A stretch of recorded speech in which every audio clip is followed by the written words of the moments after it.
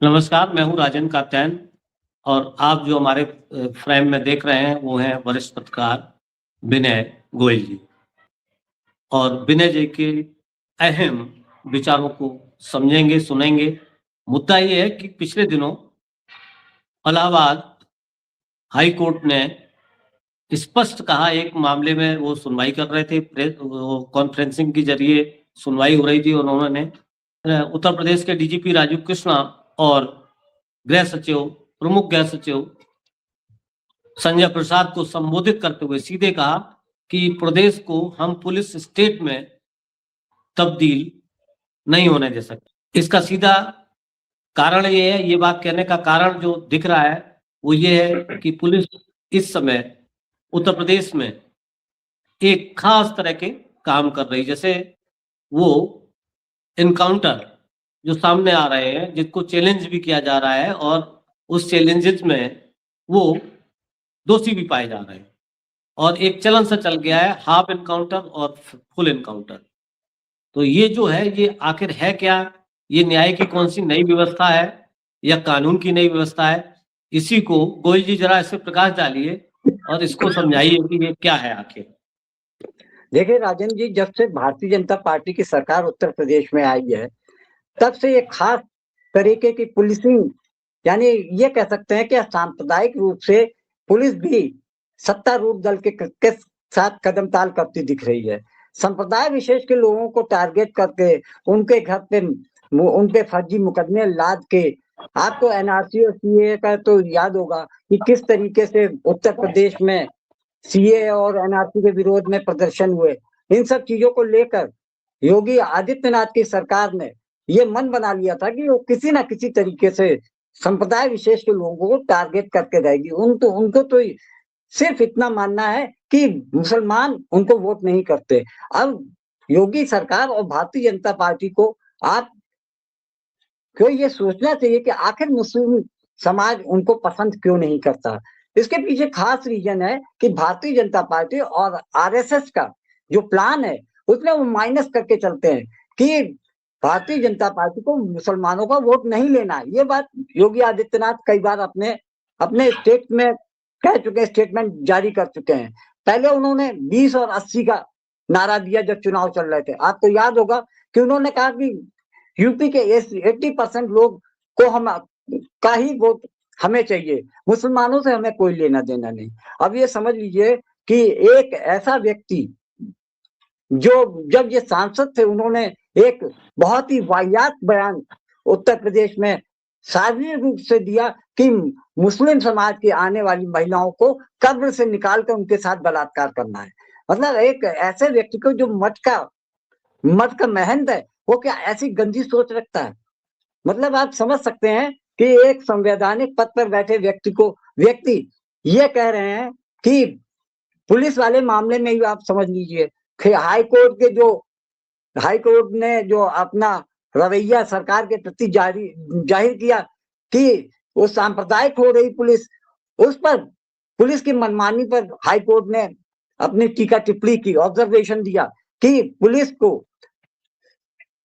पर भी मनमानी पर भी रोक थोक होनी चाहिए। वहीं दूसरी तरफ एक कार्यक्रम में जब योगी आदित्यनाथ पहुंचते हैं और मुख्यमंत्री के तौर पर कहते हैं कि पुलिस गोली ना चलाए तो क्या गोली खाए, इस बात को लेकर वहां मौजूद लोग ठहाका लगाकर हंसते हैं। स्पष्ट है कि उत्तर प्रदेश में जो माहौल आज का बन गया है वो बहुत ही ज्यादा सांप्रदायिक पूर्ण हो गया है। ये हो गया है कि मुस्लिम को किसी ना किसी तरीके से परेशान करना है। अब आप ये सोच लीजिए, मेरठ में जरा जरा सी बात पे नोटिस दिए जा रहे हैं, मतलब कोई बात नहीं, उसके बावजूद उनको चुनाव आयोग की तरफ से नोटिस मिल गए हैं एसआईआर के जरिए। ये एक प्रक्रिया है जिसके तहत समुदाय विशेष के लोगों को परेशान किया जाना है ताकि उनके आने वाले चुनाव में उनके वोट कम हो जाए। और दूसरी तरफ खुद मुख्यमंत्री ने साफ कहा है कि हमारे 4 करोड़ वोट करने जा रहे हैं। इस पे उन्होंने अपने कार्यकर्ताओं को संबोधित करते हुए कहा हर बूथ पर 200 वोट बढ़ने चाहिए। तो आप समझ लीजिए कि इनको कितनी घबराहट हो रही है, क्योंकि पिछले 9 साल में इन्होंने कोई ऐसा काम तो किया नहीं जिसका जिसका श्रेय ले सकें और जनता को ये कहें। विनय जी मैं आपको रोक रहा हूँ। मैं आज हम लोग फोकस इसी पे करते हैं, कानून व्यवस्था पे, है ना। SIR को न देके हम जो मतलब ये एक बहुत ही महत्वपूर्ण डायरेक्शन है जो जस्टिस अरुण कुमार जी ने कहा, जो डायरेक्शन दिया कि भाई हम उत्तर प्रदेश को पुलिस स्टेट में तब्दील नहीं होने दे। जैसे कि आपको पता है कि ये शुरुआत हुई कि गाड़ी अपराधी चलता है, गाड़ी पलट जाती है, सबको पता था कि ये वो कह रहा था, वो कह भी रहा था, ये वहीं से शुरुआत, इसकी शुरुआत भी वहीं से हुई, जो दुबे का कांड था और कानपुर वाले, और वो जब उसको पकड़ा पुलिस ने, वो वहीं से कह रहा था कि मेरा इनकाउंटर हो जाएगा, मुझे मार देगी, और वही हुआ। और सब पूरा प्रदेश क्या पूरा देश जान रहा था कि इसका इनकाउंटर हुआ, और हुआ भी। तो ये वहां से शुरुआत होती है, फिर उसके बाद ये प्रचलन में आ जाता है कि इनकाउंटर और फिर हाफ इनकाउंटर, और ये पूरे प्रदेश के 75 जिलों में लगातार ये चल रहा है। तो कहीं ना कहीं ये कोर्ट ने अब जाके इसको ऑब्जर्वेशन दिया या कुछ कहा या उसने अपनी बात लगाई। आपको क्या लगता है कि अब ये हाई कोर्ट की चिंता पे उत्तर प्रदेश शासन अमल करेगा या कुछ बदलाव होगा या कुछ सोचेगा, कुछ विचार करेगा कि कानून का राज स्थापित हो? देखिए, राज किसी मुख्यमंत्री का नहीं होता है, राज कानून का होता है। मुख्यमंत्री को भी जो करना होता है वो कानून का राज के लिए वो प्रतिनिधित्व होता है कि कानून का राज स्थापित करे। देखिए राजन जी, जैसा कि पिछले कुछ समय से देखा जा रहा है कि जो मजिस्ट्रेट या जज के कानून को मानने के लिए तैयार नहीं। आपने देखा कि सीजी जो अनुज चौधरी वाले कार्यक्रम चौधरी वाले केस में जब विभांशु सुधीर ने FIR दर्ज करने के आदेश दिए तो वहां का SP कृष्ण कुमार बिश्नोई साफ कह देते कि हम FIR नहीं करेंगे। इसका मतलब है कि पुलिस का मनोबल इतना ज्यादा ऊंचा है कि उसको मालूम है कि सरकार उनके पीछे खड़ी है। यही वजह है कि एक जिले का SP एक मजिस्ट्रेट के आदेश को, मतलब जज के आदेश को, CJM के आदेश को मानने से इनकार कर देता है। और दूसरी तरफ पूर्व DGP DS सिंह साफ कहते हैं कि अगर पुलिस पे मुकदमे होंगे तो पुलिस की छवि पर असर पड़ेगा। पूरी तरीके से ये बात जाहिर हो रही है कि आने वाले चुनाव में, विधानसभा चुनाव में भारतीय जनता पार्टी का पुलिस का पूरी तरीके से इस्तेमाल करने वाली है। क्योंकि ये तो सभी जानते हैं कि केंद्र का जो लोकसभा का चुनाव होता है या प्रधानमंत्री का चुनाव होता है वो यूपी से होकर गुजरता है।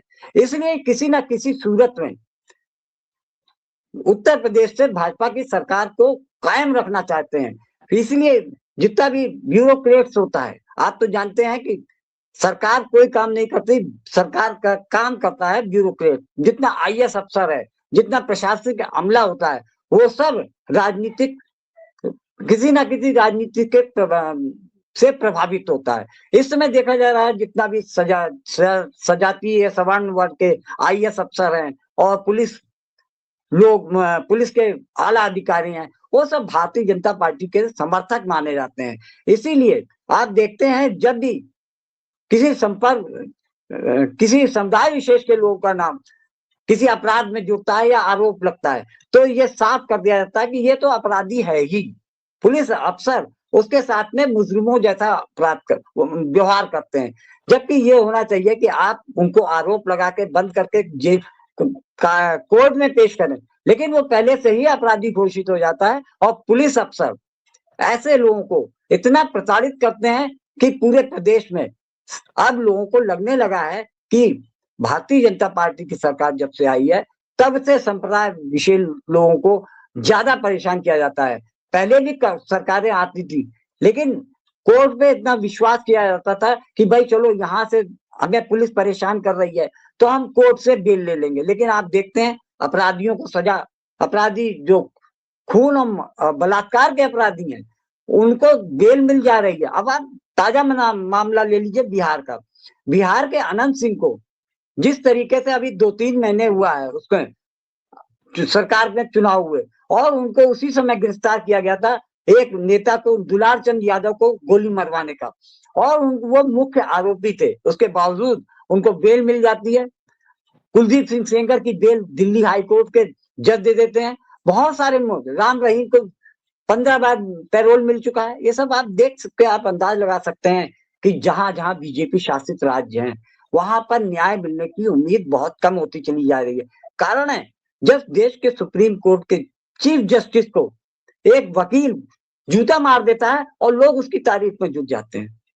इस तरीके से आप देख सकते हैं कि सांप्रदायिकता इतनी हर संवैधानिक संस्था में हो गई है, चाहे वो पुलिस डिपार्टमेंट हो, चाहे आईएएस हो, अफसर हो, हर चुनाव आयोग को ही देख लीजिएगा, चुनाव आयोग पे भी यही आरोप लगते हैं कि वो सत्ता के साथ कदम ताल करता नजर आ रहा है। तो इस तरीके से उत्तर प्रदेश की पुलिस, आप मान के चलिए, इतनी ज्यादा मनबल दबंग हो गई है कि वो जजों के आदेश मानने से इनकार कर दीजिए। इससे बदतर हालात उत्तर प्रदेश में कभी देखने को नहीं मिले। जी गोयल जी, देखिए जो आपने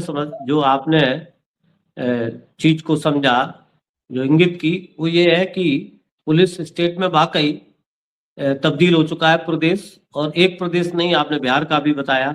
अब ये तो होता ही रहा है कि जो पुलिस होती है वो सत्ता के मन के हिसाब से काम करती है, उसका इशारा समझती है, उसी के अनुसार करती है। लेकिन पूरी तरह से पुलिस ठीक है, वो सत्ता को इसलिए देखती है कि भाई सत्ता का काम है कि वो कानून और व्यवस्था उनको कैसे बनानी है, कैसे बिगाड़नी है, ये उनकी जिम्मेवारी है कि कैसे प्रदेश बनाए, ये उनकी समझ है। लेकिन कहीं ना कहीं पुलिस अधिकारियों को भी ये भी सोचना है कि वो कानून के दायरे में रह के ही काम करें, राजनीतिक सत्ता के हिसाब से काम ना करें और कानून को सर्वोपरि माने।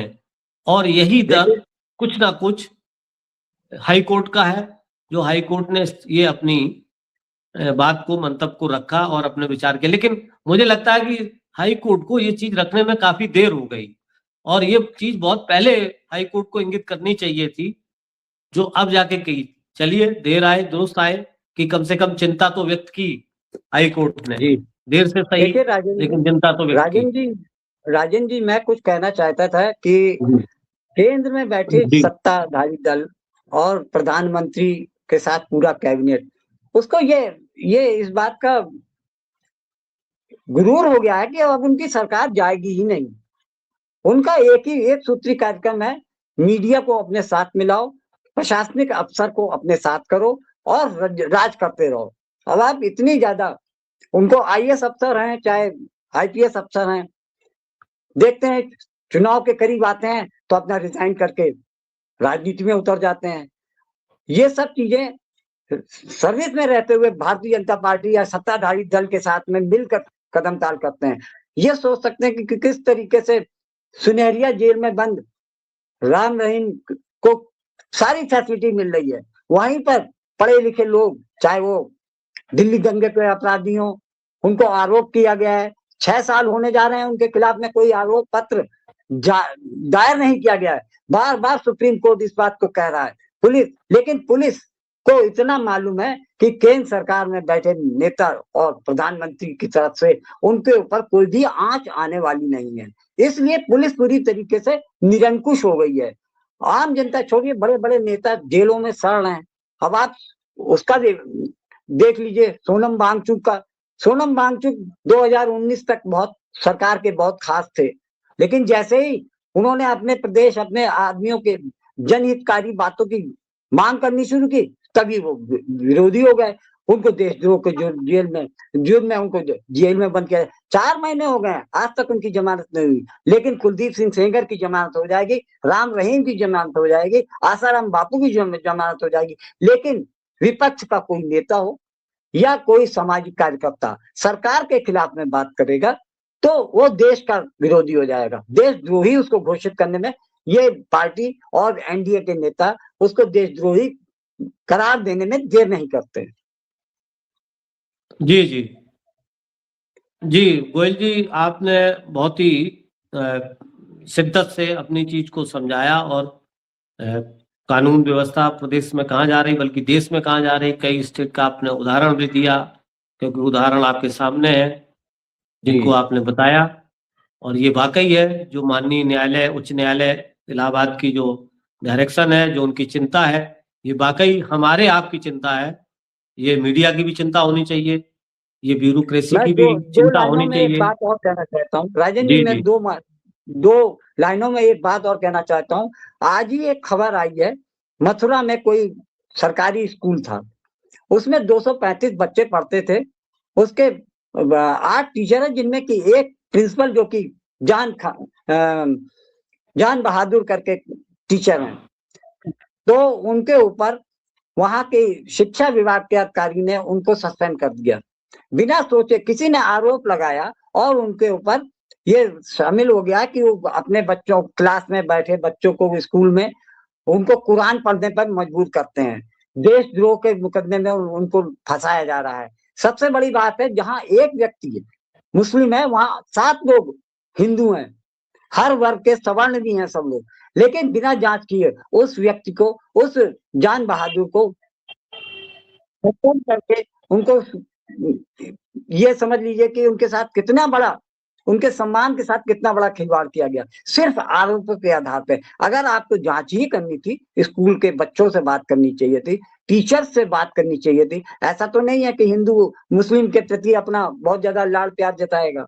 इसके बावजूद ये प्रदेश की स्थिति, कानून व्यवस्था की बात बता रहे हैं कि इस आरोप लगा नहीं और अपने फेवर का नहीं है, तो उसको तुरंत उस पर एक्शन ले लिया जाता है। मेरी बात यहीं पे खत्म करता हूँ कि प्रदेश में जो स्थिति है, कोई देखा जा रहा है कि कोई भी संप्रदाय विशेष का आदमी है या विपक्ष का कोई नेता है, उस पर तुरंत पुलिस एक्शन लेने के लिए तैयार रहती है। जी, जी, बिल्कुल आपकी बात आई और ये बात सामने हुई और ये बात तय हुई। ये बात समझ में आ रही है कि जो माननीय न्यायालय ने कहा कि प्रदेश को पुलिस स्टेट में तब्दील नहीं होने देंगे और ये उसकी चिंता भी है। और ये चीज़ तो अब पुलिस को भी सोचनी चाहिए, ब्यूरोक्रेसी को भी सोचनी चाहिए और आम जनमानस को भी सोचनी चाहिए। यहाँ तक सबसे कि बड़ी मीडिया चीज को है, भी अपने सबसे बड़ी रोल चीज ये है, सबसे बड़ी चीज ये है कि को सबसे पहले अब आत्म सुधार करना चाहिए। हमें भी जी, समाज का, हम लोग भी समाज के प्राणी हैं, और हम लोग अगर जागरूक रहेंगे और हम लोग किसी भी विषमता को का विरोध नहीं करेंगे, तो समाज कैसे सुधरेगा। मेरा जी, जी, आपसे यही निवेदन है। जी, जी, जी। और अब हम इस चर्चा को यहीं कंक्लूड करते हैं और ये बात अगली बार किसी विशेष मुद्दे पर फिर हम डिस्कस करेंगे। तब तक के लिए नमस्कार, जय हिंद। नमस्कार, शुक्रिया।